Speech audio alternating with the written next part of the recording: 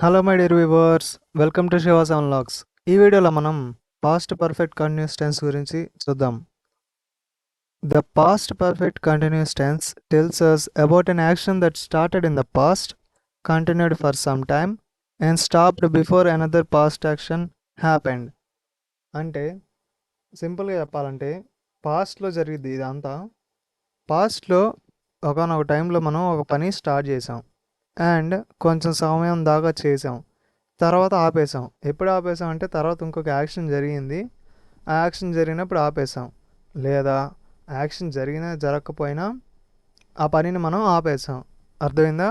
అంటే పాస్ట్లో ఒక పనిని స్టార్ట్ చేసి కొంత సమయం పాటు చేసి ఆపేసాం అని చెప్పడానికి ఈ పాస్ట్ పర్ఫెక్ట్ కంటిన్యూస్ టెన్స్ అనేది యూజ్ చేస్తాం. ఓకే, దీని ఫార్ములా చూద్దాం. Subject plus had plus been plus V1 plus ing plus object. Okay, మీరు ప్రెజెంట్ పర్ఫెక్ట్ కంటిన్యూస్ టెన్స్లో చూస్తే ఇక్కడ ఏమొస్తుంది? హ్యావ్ ఆర్ హ్యాజ్ వస్తుంది. ఓకే, ఇక్కడ హ్యాడ్ వస్తుంది. ఈ హ్యాడ్ అనేది మనం అన్ని ప్రొనౌన్స్కి యూజ్ చేస్తాం. ఐ కానివ్వండి, వి కానివ్వండి, యూ, అన్నిటికీ హ్యాడ్ అనేది ఒక్కటే యూజ్ చేస్తాం. ఓకే, అండ్ ఇక్కడ ఒక సెంటెన్స్ చూసినట్లయితే I had been playing cricket. నేను క్రికెట్ ఆడుతూ ఉన్నాను అంటే ఎప్పుడు? పాస్ట్లో.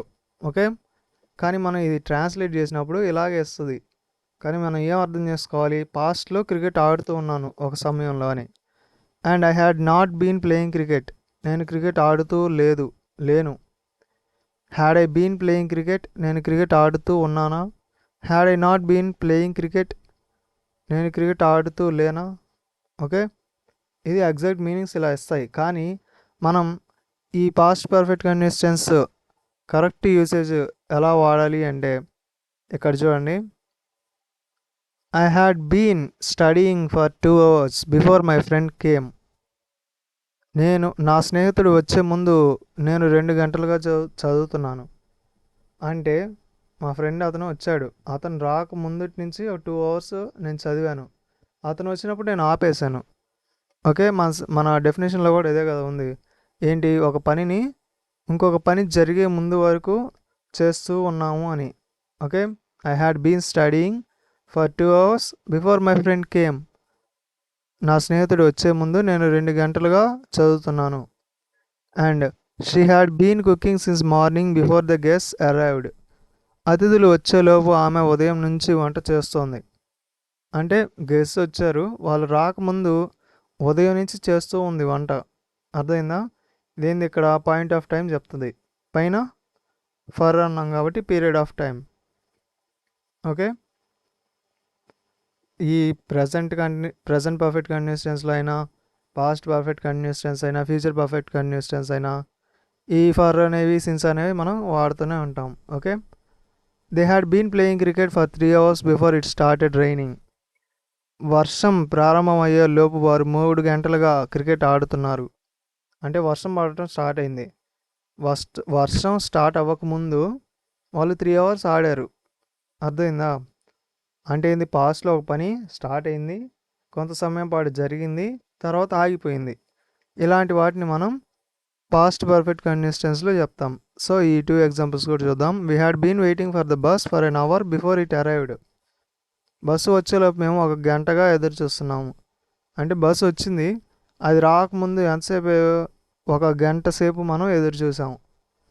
Okay, he had been working there since 2020 before he resigned. ఉద్యోగానికి రాజీనామా చేసే ముందు అతను 2020 నుండి అక్కడ పనిచేస్తున్నాడు. ఇక్కడ పాయింట్ ఆఫ్ టైం చెప్తుంది. 2020 నుంచి రిజైన్ చేసే వరకు అతను అక్కడ పనిచేస్తూ ఉన్నాడు అని చెప్పి చెప్తుంది. అర్థమైందా? అండ్ అప్లికేషన్స్ చూసినట్లయితే an action that continued for some time before another past action. అంటే ఒక పాస్ట్ యాక్షన్ ముందు ఈ యాక్షన్ అనేది కొంచెం సమయం పాటు జరిగింది అని అర్థం. I had been studying for 3 hours before my father came home. నాన్న ఇంటికి వచ్చే ముందు నేను 3 గంటలుగా చదువుతున్నాను. అంటే నాన్న వచ్చారు, అదేంటిది? Secondary action. ఫస్ట్ ఏం జరిగింది? హ్యాడ్ బీన్ స్టడీయింగ్, నేను చదువుతూ ఉన్నాను. అర్థమైందా? ఈ ఫస్ట్ యాక్షన్ సెకండ్ యాక్షన్ ఎలా అని ఈ లాస్ట్ వీడియోస్లో కూడా చెప్పా కదా.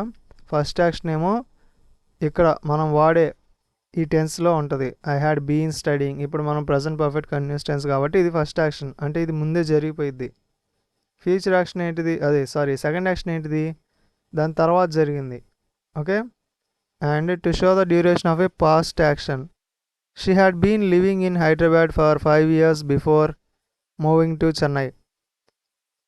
చెన్నైకి మారే ముందు ఆమె హైదరాబాద్లో 5 సంవత్సరాలుగా నివసిస్తోంది. ఇక్కడ డ్యూరేషన్ చెప్పాడు, ఒక 5 సంవత్సరాలని. ఏంటిది, చెన్నైకి వెళ్ళకముందంట 5 సంవత్సరాలు హైదరాబాద్లో ఉండేదంట ఆమె. సో ఇలా to explain the cause of a past situation, he was tired because he had been working all day. ఇది ఇంతకు ముందు కూడా చూసాం. ఏంటి అక్కడ జరిగిపోయింది, ఎక్కడైంది జరుగుతూ ఉంది అని. To explain the cause of a past situation, ఒక పాస్ట్ సిచ్యువేషన్ యొక్క కారణాన్ని మనం ఎక్స్ప్లెయిన్ చేస్తున్నాం. అతను రోజంతా పని చేస్తున్నందున అలసిపోయాడు. హీ వాస్ టైర్డ్, అతను అలసిపోయాడు. ఎందుకు, he had been working all day, అతను రోజంతా పని చేశాడు, అందుకు అలసిపోయాడు. అర్థమైందా.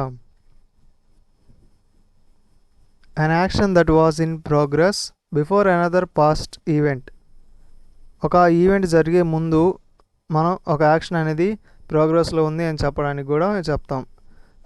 బెస్ట్ ఎగ్జాంపుల్ వచ్చేసి they had been playing cricket before it started raining. వర్షం ప్రారంభమయ్యేలోపు వారు క్రికెట్ ఆడుతున్నారు. అంటే వర్షం స్టార్ట్ అయింది, అంతకుముందు క్రికెట్ ఆడుతూ ఉన్నారు, వర్షం పడినాక వీళ్ళు ఆపేశారు, వర్షం పడటం స్టార్ట్ అయిన తర్వాత ఆపేశారు. To emphasise the duration of an action, we had been waiting for an hour before the train arrived.